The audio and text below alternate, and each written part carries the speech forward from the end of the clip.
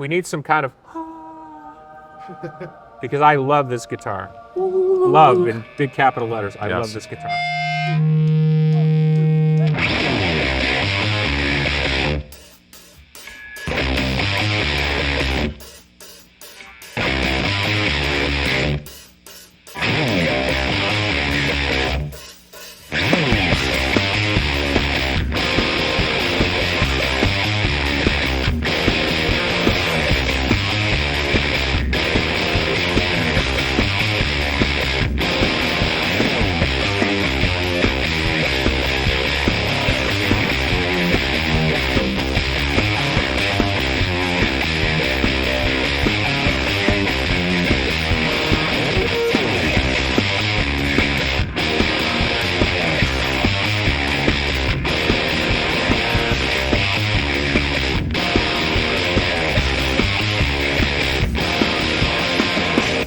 What we have here is the new Reverend Billy Corgan Drop Z, and it is a long scale guitar designed for drop tunings. And what we did is we put a 26.25-inch scale length on this, and what that does is it makes the strings tighter, so when you tune down, it doesn't get all floppy and floppy. It feels very much like an E-strung guitar. And we've all been in that situation where we take a guitar like this and we want to drop the strings, or we want to play in a lower tuning. I'm not just talking about dropping the one string. I'm talking about dropping the whole guitar. And everything gets real sloppy and everybody has to use super high gauge strings. This plays like an E guitar, but in D or lower. So technically this would be considered a baritone, I guess, but on the small side.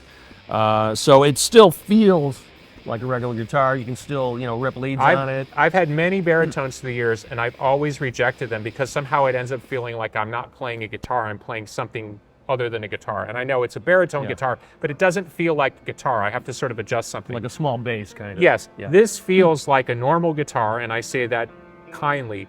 I don't have to adjust my brain to do it because you've done the scaling, and because, of course, the frets are all perfectly matched out for tuning in anything from D to D and lower. Now the scaling is good, the playability is fantastic, and I don't have to adjust anything about myself. In fact, sometimes when I'm playing the guitar, I forget I'm playing a drop guitar.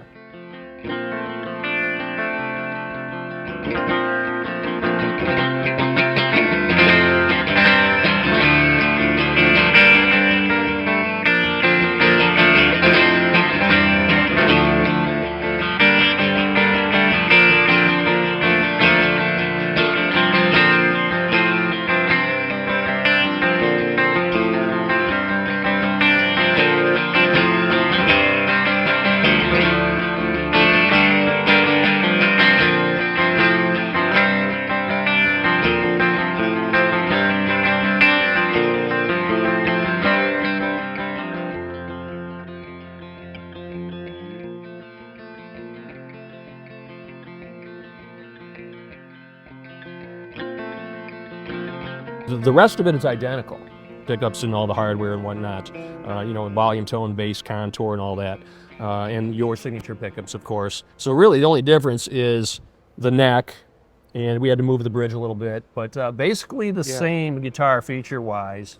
Of course, we have 24 frets now. Yeah. So if you want to get way up there, you can. I took it for some demoing sessions with the Pumpkins in Nashville, and I played a bunch of heavy stuff with it.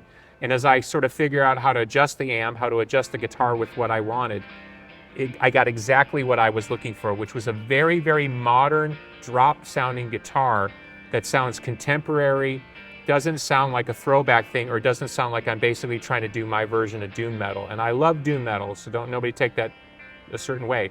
I want to be able to play in alternate keys, and I want to be able to play alternative rock in alternate keys, rather than take a standard E guitar and try to make it work for that. This guitar is voiced for those other keys.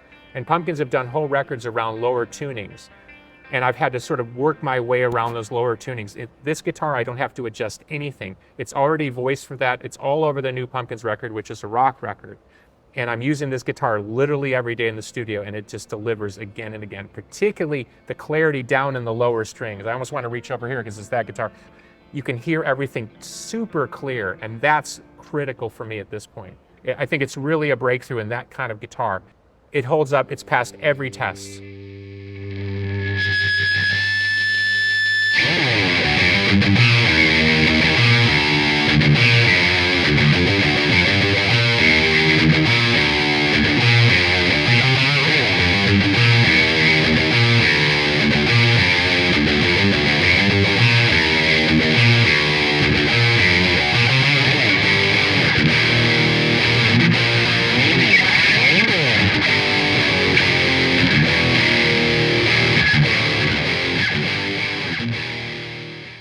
I think my hope for these alternate tuning guitars is to break guitar players in the modern world away from the idea that you always got to be E to E. A lot of guitar players who grew up, say, listening to Radiohead or Coldplay, to me, the Turs is a perfect guitar for that, because most of those guitar players play higher stuff, they're using a lot of cool pedals, and they're kind of making textural sounds. For the modern guy who's grown up on everything from Korn and Biscuit and beyond, you know, Lamb of God, this is a different approach to that sort of tuning. And if you're from the alternative side and you don't necessarily want to play heavy riffing doom metal or riff rock like the Pumpkins or Soundgarden would, you can still make really cool sounding music, which is very much in the alternative genre, because these tones are very beautiful, and let's call it in the lower harmonics. Yeah, So yeah. this guitar clean, like blasted through like a really clean loud amp, will sound like a bell chiming. Yeah. Because the harmonics are all built into the guitar. Again, you're not taking an E guitar and trying to translate it to a different vision. This thing is made for those lower tones. And these pickups and that sort of Sabbath note underneath picks up those lower tones. Highly recommend this, and I really look forward to making more music with this guitar. So you're also using this for some of the clean, sort of twangy tones. Oh, absolutely. Get sort of that spaghetti western, like real Oh, yeah. piano like thing on the low string.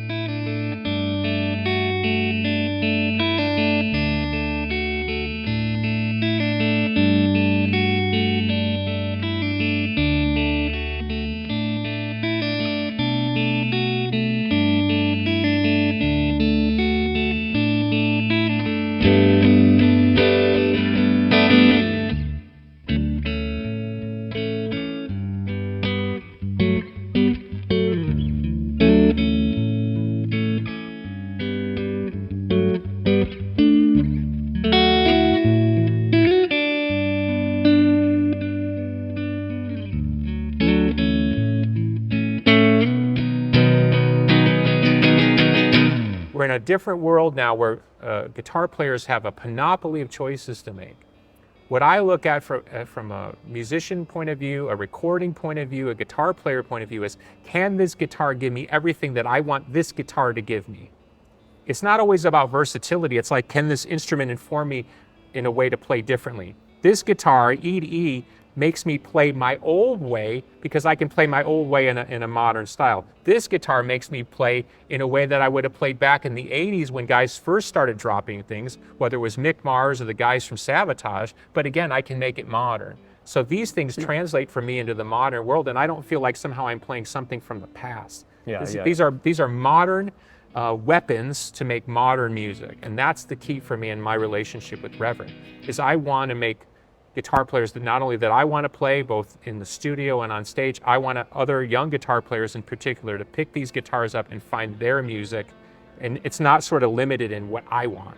Right, right. The greatest instruments always have an open-ended sort of story to them, and that's the key for me. It's like the instrument should tell you what it wants from you, not the other way around. Yeah, yeah, and I think a lot of the modern instruments are just, because of the hardware and the pickups, it's just more versatile than a lot of the vintage and classic stuff, I think. So at this point, we have 4 signature models with you. Crazy. We have the original one and the Turs, which is a high-tuned, short-scale one. If you want to do a higher tuning, then we have the standard tuning Z1 here. And then, of course, if you want to drop down, you can go with this one. And what's great is between those 4 guitars, it literally covers every genre of music I've ever come across. And if anybody knows about my recording career, we've covered a lot of ground in 35 years. Everything from clean pop to alternative classics to super heavy music. And I feel very comfortable that those 4 guitars cover literally everything I would want on stage or off.